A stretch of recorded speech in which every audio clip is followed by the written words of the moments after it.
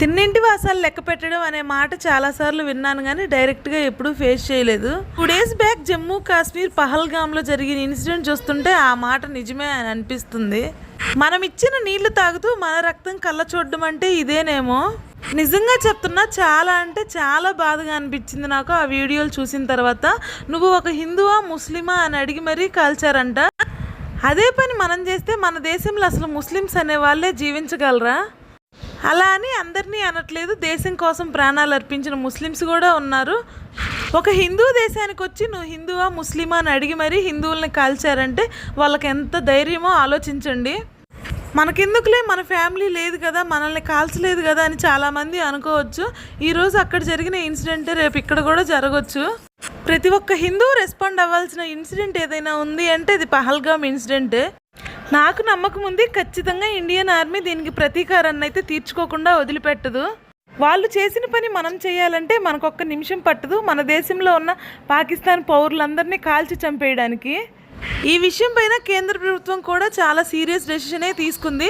సింధు జలాల వాటర్ని పాకిస్తాన్ వైపు వెళ్లకుండా ట్యాప్ క్లోజ్ చేసేసింది. భారతదేశ ప్రజలు ఎప్పుడూ హిందూ ముస్లిం అని మతాల కోసం ఆలోచించలేదు. మేమందరం ఇండియన్స్ అనే భావనతోనే ఉన్నాం ఇప్పటిదాకా. నాకు బాగా బాధ కలిగించిన విషయం ఏంటంటే నువ్వు హిందువా ముస్లిమా అని అడిగి మరీ చంపారంట.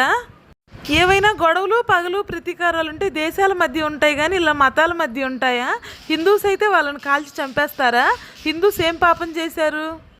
ఎప్పుడూ హిందువుల్ని ఎలా చంపుదామా, హిందూ దేశాన్ని ఎలా నాశనం చేద్దామా అని ఆలోచించే కంటే వాళ్ళ దేశం గురించి వాళ్ళు ఆలోచించుకొని ఉంటే ఈ పాటికి పాకిస్తాన్ కొంచెం డెవలప్ అన్న అయి ఉండేది.